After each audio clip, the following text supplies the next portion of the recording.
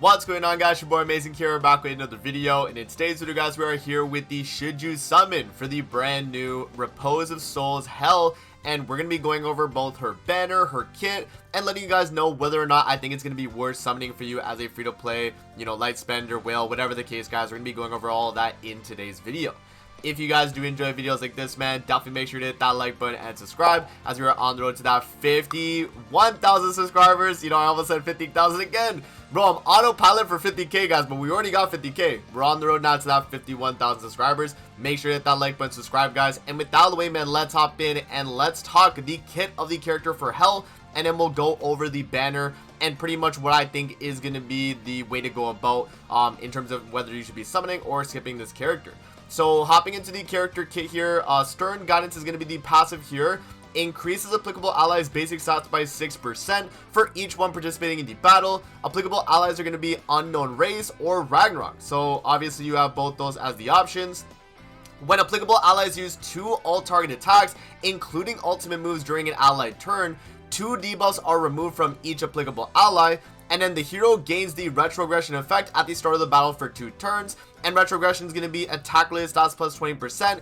HP does not fall below 1. And increases attack by 30% for 2 turns when removed. And when an applicable ally dies, they are granted retrogression for 2 turns, limit once. And whenever the retrogression is applied to an applicable ally, all stats of the heroes increase by 15%, and applicable allies damage dealt increases by 40% for a limit of 2 times. So you guys can see in the passive of this character, she has a lot going for her. She has a revive, she keeps characters alive at that 1 HP threshold, and she's going to be cleansing the team with, double AoE. She's going to be providing a ton of damage dealt, basic stats here. She's doing a lot of things for the team, guys, so that's obviously very nice. Now moving on to her unity here, she actually does have a unity. Increases critical resistance of allies with the unity effect by 40%. Critical resistance effect is enhanced based on the ultimate move level. So this is at 6 out of 6 dupe level. Obviously that changes based on the dupes, but for this right here, it's going to be 40% at 6 out of 6. Now moving on to her first skill here, inflicts soul damage equal to 300% of attack on all enemies. Soul is going to be ×2 critical chance, triple the pierce rate increase, and damage dealt 120% when an ally has the retrogression effect, which you're pretty much going to be always able to get that as long as you have your team kind of taking damage anyway, right? Like they're always going to be able to get that.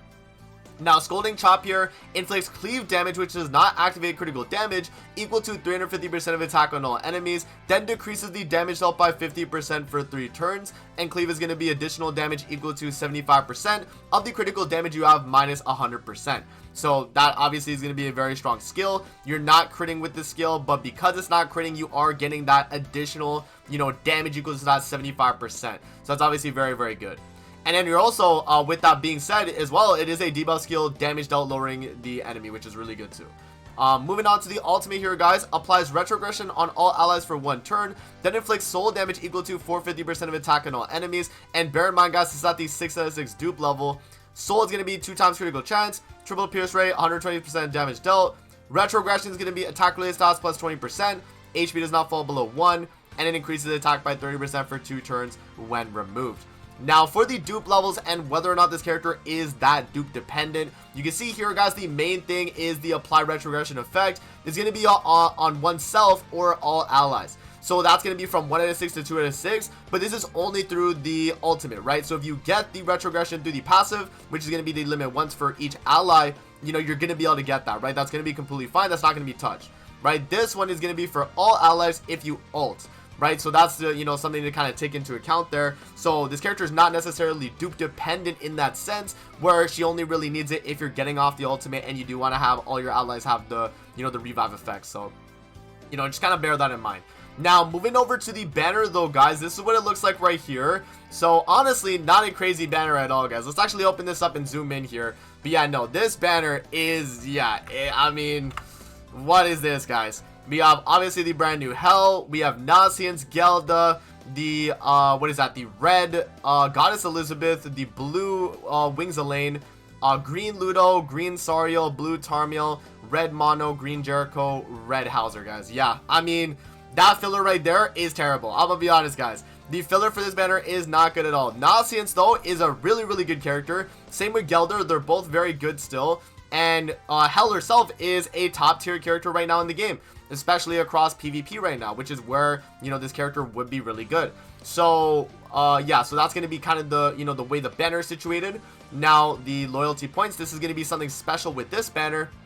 So it's going to be 300, 600 for the first rotation, right? Standard stuff, 300 is a guaranteed SSR, 600 is guaranteed Hell. But on the second rotation, if you are willing to go 2 rotations, you are able to now select either Hell or any of these featured characters right here. So you're gonna get UR Sobnok, UR Thor, you know, Lolly Merlin at UR level 90, Nasian's Gelda, the Red Elizabeth, Blue Elaine, and Green Ludo. Any of those characters you can pick at the 600 pity on the second rotation. Now, is that something that you want to be doing, guys? I would say probably not, right? Because that's 1,200 gems, right? You're doing 600 on the first rotation, 600 on the second rotation. That is not going to be worth it in my opinion.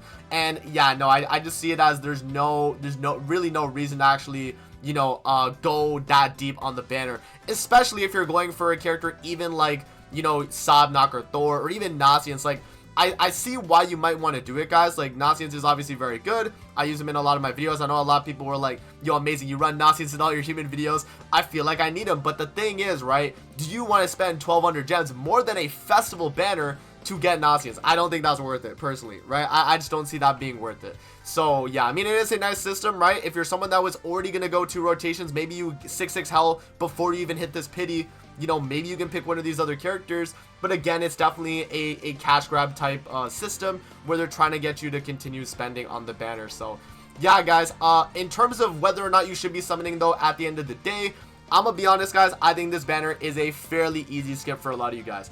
The only reason why I would think this banner would be good for someone would be if you really, you know, you really need Nasians, one, right? You're missing Gilda as well, and Queen Hell is your last slot for your unknown team that you have fairly built.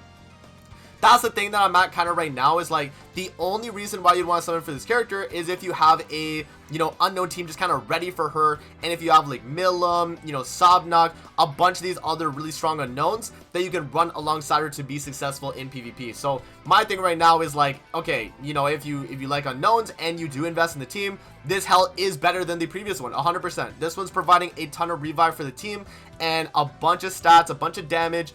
Definitely a really good character, but the problem is that do you want to summon for this character when we have a collab coming at the end of April? We have a festival end of May, right, which is going to be the anniversary for the JP version of the game, right, which JP Annie is always absolutely insane. So it's things you got to kind of think about, guys. I would say if you're a free-to-play player, definitely skip the banner. It's just not good enough, right? Especially being in the end of month, it's just not worth it. In terms of a light spender, do you want to summon on this banner?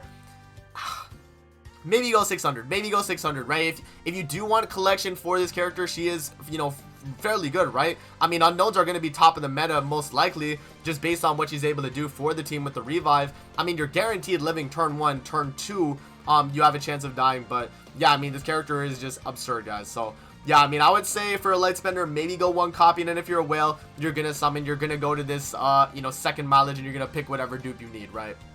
So yeah, that's kind of where I'm at on the banner right now, though, guys. Let me know what you guys are going to be doing in the comment section below, though, for Queen Hell. Or not even Queen Hell, Repose of Souls Hell. Bro, I keep mixing this up. Before my thumbnail, I do have Queen Hell on it because of the fact that I just could not fit the Hell letter. Like, it's only 3 letters. It just did not fit well in the thumbnail, guys. But anyways, man, I hope you guys did enjoy the video. Don't forget to hit that like button and subscribe. I definitely do appreciate the support on the channel, guys. And that's going to be it. Let me know what you guys are doing in terms of your summons on this banner. Are you going to be summoning? Are you going to be skipping? But that's going to be it. And I'm going to see you guys on the next one, man. Peace out. Have a good rest of your day, guys. See you later, man.